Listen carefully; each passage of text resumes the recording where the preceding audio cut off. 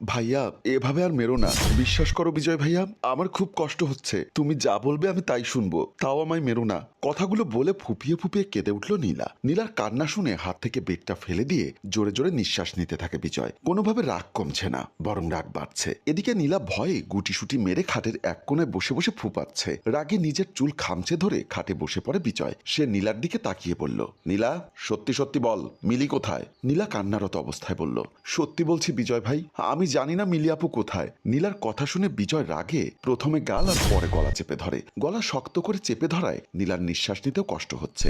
গলা কাটা মুরগির মতো ছটফট করতে করতে নিস্তেজ হয়ে যায়। এটা দেখে বিজয় রাগে ধাক্কা দিয়ে ফেলে দেয় খাটের উপর। নরম বিছানা হয় অতটা ব্যথা পায় না। বিজয় খাটের এক কোণায় বসে রাগে গজগজ করতে থাকে। নীলার দিকে তাকিয়ে বলল, আমি খুব ভালো করেই জানি নীলা, তুই জানিস মিলি কোথায়। মিলির ভুলের শাস্তি এখন তুই পাবি। তোকে প্রথমেই ভালো করে বোঝালাম, বুঝলি না।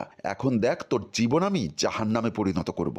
আমার সাথে গেম খেলা, বিজয় সর্দারের সাথে গেম খেলা, এবার তোদের দুবনকে বোঝাবো কত ধানে কত চাল। এই বলে বিজয় বের হয়ে যায়। প্রচন্ড গলা ব্যথা নিয়ে আস্তে আস্তে চোখ মেলে তাকায় নীলা। কিছুক্ষণ আগের কথা মনে পড়তেই ডুকরে কেঁদে ওঠে সে মানতে পারছে না তার বিজয় ভাই তার গায়ে হাত তুলেছে, যে কিনা কখনো জোরে ধমক দেয়নি তাকে। নিজেকে কোন রকম সামলে নিয়ে খাটে আধহেলান দিয়ে ভাবছে কালকে রাতের কথা। সোফায় বসে আছে বরপক্ষ।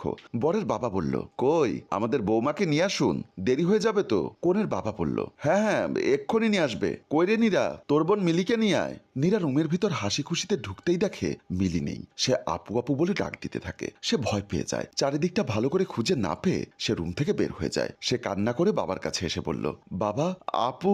তখনই তার চাচাতো ভাই বিজয় বলল, কি হয়েছে মিলির? ভাইয়া আপু রুমে নেই, সব জায়গায় খুঁজেছি।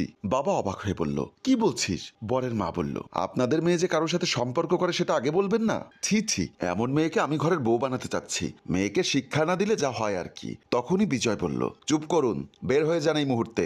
বর বলল, মা চলো, এখানে আর এক মুহূর্তও নয়। বিজয় বলল, যান যান, আমাদের সমস্যা আমরা মেটাবো। বরপক্ষ চলে যায়। মিলির বাবা কান্না করছে আর বলছে, হায় রে, আমার সম্মানটা এভাবে নষ্ট করলি মা। তোদেরকে কোন দিক থেকে অভাবে রেখেছিলাম আমি এ মুখ বাইরে দেখাবো কি করে? চাচা আর কেঁদো না তো, ব্যাপারটা আমি দেখছি। নীলা আর দাঁড়িয়ে না থেকে রুমের দিকে চলে যায়। নীলা রুমে ঢুকতেই বিজয় এসে বলল, নীলা মিলি কোথায়?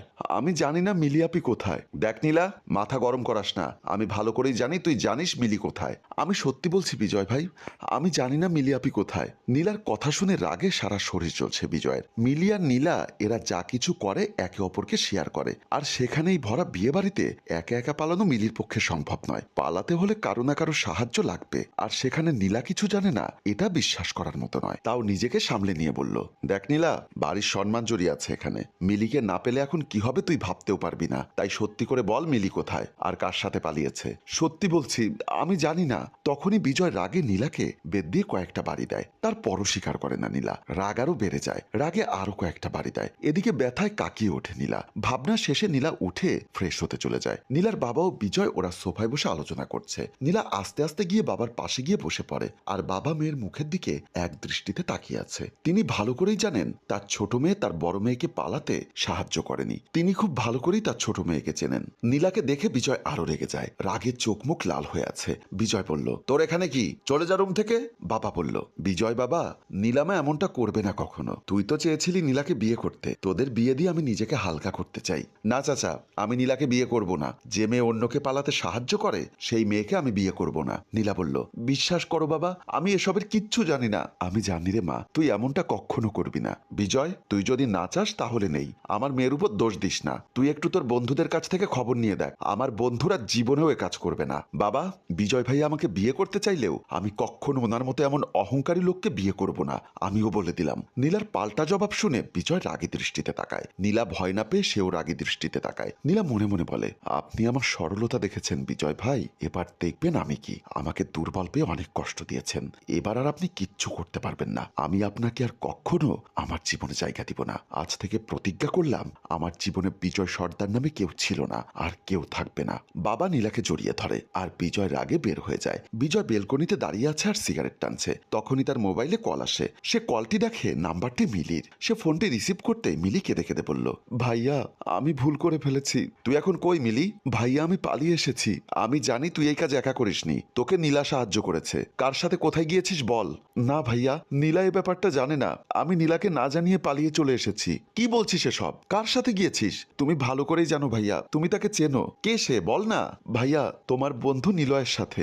নিলয়ের সাথে আমার সম্পর্ক হয়, আর সে বিয়ের কথা শুনে আমাকে পালাতে বলে। সে তোমাকে বলতে পারেনি বলে আমাকে বলেছিল ফোন করতে। তুমি প্লিজ বাড়িতে সবাইকে একটু বলো, সবাইকে দেখে রেখো, বিশেষ করে নীলাকে। এটা বলে মিলি কল কেটে দেয়। বিজয় সব কথা শুনে হতবাক হয়ে যায়। এখন কি হবে? বিনা কারণে নীলাকে এত মারলাম, অপমান করলাম, রাগের বশে বিয়ে করবো না বলে দিলাম। ওরা এসব শুনলে আমার কি হবে সে ভাবতে থাকে। এদিকে নীলা বিছানায় বসে ভাবছে, বিনা কারণে কেন ভাইয়া তুমি আমাকে এত আঘাত আর অপমান করলে? তুমি তো আমাকে চেনো আমি কেমন মেয়ে। তুমি শুধু আমাকে আঘাত করনি, আমার ভালোবাসাকেও গলা টিপে হত্যা করলে। আর এখানে একটি নিষ্পাপ ভালোবাসার মৃত্যু দেখিয়ে আমাদের গল্প শেষ হয়। সম্মানিত ভিউয়ার্স, এই গল্প থেকে আমরা একটা শিক্ষা পেলাম, রাগ কখনো ভালো কিছু বয়ে আনে না। তাই আপনি যে সিদ্ধান্ত নিবেন ভেবে চিন্তে এবং ঠান্ডা মাথায় নিবেন। বেঁচে থাকুক ভালোবাসা। গল্পটির ভাবনায় হাশেম রাজু, পরিচালনায় রেজাউল কবির চৌধুরী ও প্রযোজনায় এফ এ নয়ন চৌধুরী। গল্পটি ভালো লাগলে লাইক, কমেন্ট এবং শেয়ার করে অন্যকে দেখার সুযোগ করে দিন। ধন্যবাদ।